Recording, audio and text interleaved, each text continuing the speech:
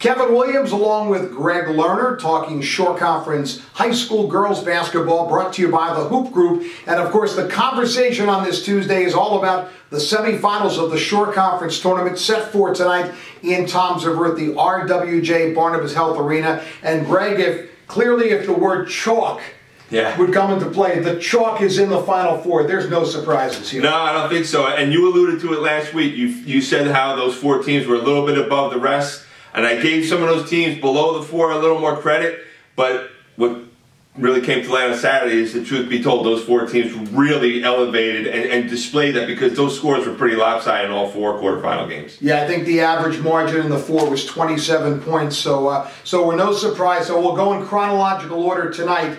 You start at 6 o'clock. It's St. John Vianney against defending champion St. Rose. Teams, depending on where you go, ranked 1 and 3 in the state, and here they are in the semifinals. So we know one thing: a great team is getting eliminated. Yeah, no doubt about it. And there's a little history here. This will be the third year in a row that they faced each other. 2 years ago, Vianney beat St. Rose in the semifinals. Last year, St. Rose returns the favor, and rather handily in the championship game, beating Vianney. We were just talking about what we thought of Vianney on Saturday in their game against Donovan Catholic. They were from soup to nuts, from pillar to post.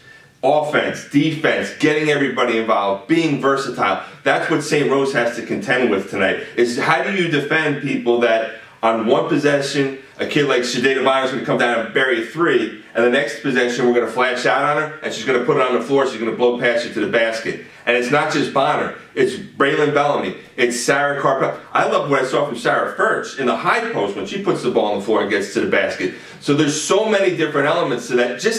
We're talking about the half-court offense, okay? And I don't even know if that's their primary offense, because their primary offense is what is predicated off the press. And their press on Saturday was, I was choking because that's how suffocating it was. It was amazing. Right? I had said to you, and it was my first chance to see him, I can't get over how good their big girls all move on the press and get to spots and draw offensive fouls, force turnovers. It was really a clinic, and the five work in unison. Yeah, it's so choreographed. You can tell how drilled they are in executing it. And like you said, the chemistry becomes so apparent and so evident when you watch them work as five in unison, cutting off people in the backcourt. And then it's the size and the length. So once you pick up your dribble, be prepared, because you're getting trapped, and you're getting trapped by 6-footers like Bellamy and Bonner, who look like they're 6'3" once they extend their hands and put them over your head. It's like trying to pass out of the Redwoods. But we get to the St. Rose side of these things, and there's experience. That nucleus of Lovin Marcicano, Lucy Thomas, Michaela Markham, they've been here. What I really liked on Saturday in that quarterfinals was the job that Ari Dahlia did. Big, strong, physical presence defensively against the freshman Destiny Adams from Manchester. Really sunk her teeth into that assignment within the St. Rose man-to-man. I'm going to be really curious, though, tonight, who Janine Roth puts her against, the coach from St. Rose, because you're not just this medicine cabinet is full of poison, and it's in different varieties. So where does Ari go? Does she go on Bonner? Does she go on Carpel? Does she go? I think that she's probably going to go on Bonner first, maybe that. Lovin Marcicano, who's she going to match up against?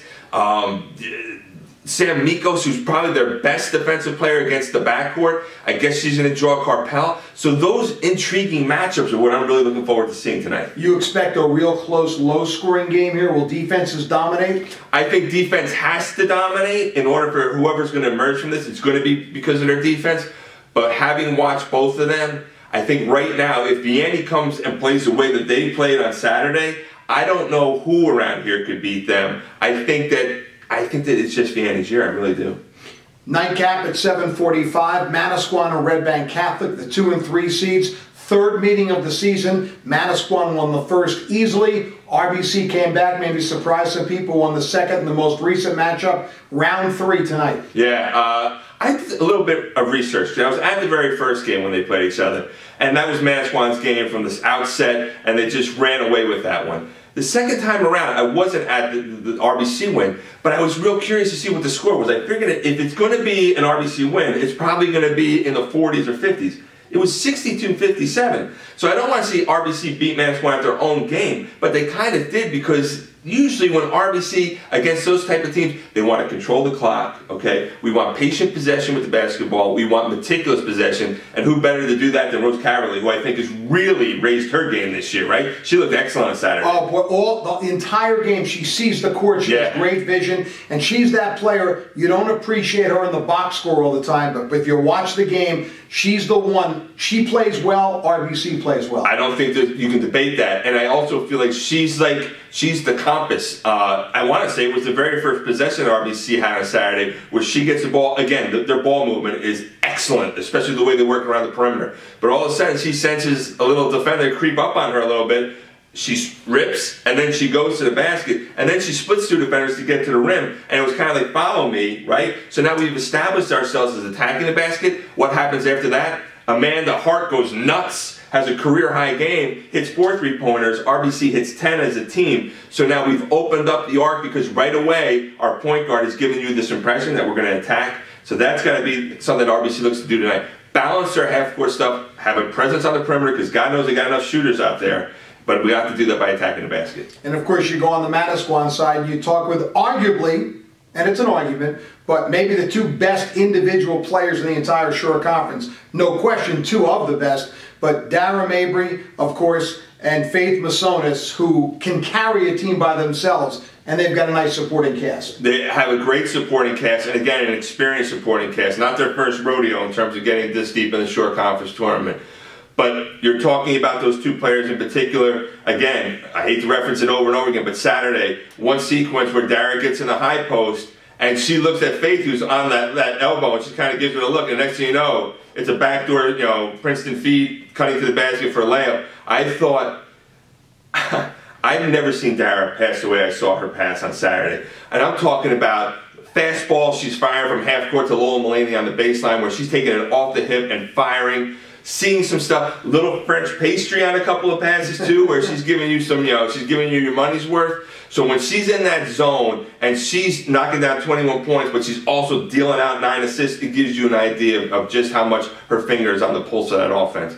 Faith Masonis, we've said it here, numerous times, different level this year, finishing around the basket, can stick the 3-pointer as well, becomes a real matchup problem. Lola Mulaney being out on the wing, knocking down threes.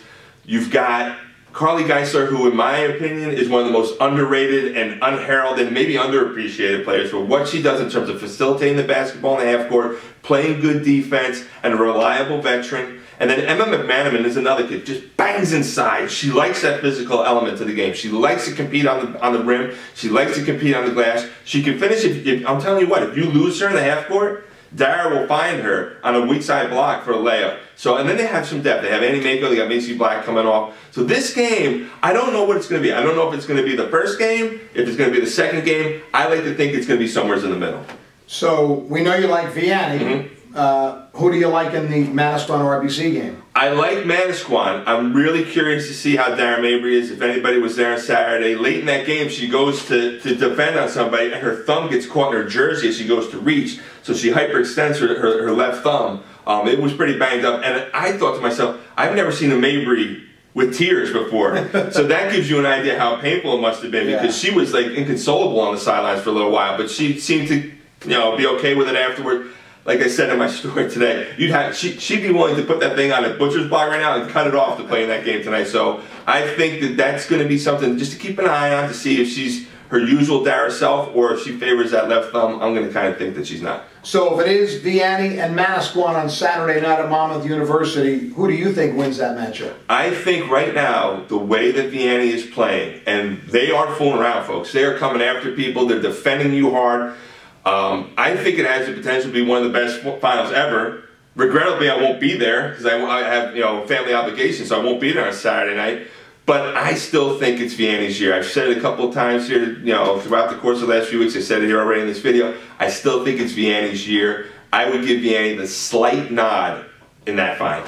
How good is girls basketball in the Shore Conference, those 4 teams? The winner of the Shore Conference tournament, while proclaiming themselves #1, and they will be for a short period of time, but we would not be shocked if the loser of that game won the TOC final in March. No doubt about it, because it's that grind. You go through this just to get to this point, let alone getting to Saturday in the championship game and then hoisting that trophy. It's an incredible gauntlet to go through because you're talking about contenders in Group 4. You're talking about the contenders in non-public, not South Jersey, I'm talking about overall non-public A, non-public B, Group 3, Group 2. You've got some serious heavyweights that carry a lot of muscle in the state that all happen to reside in one conference. So to get there, it's such an achievement and something to be relished and celebrated, not just for the season, but forever. That's Greg Lerner. You can read his recap on tonight's games on shoresportsnetwork.com. Thank him for joining us. Thank you to the Hoop Group for sponsoring. We'll be back next week with another video update on Shore Conference Girls Basketball on shoresportsnetwork.com.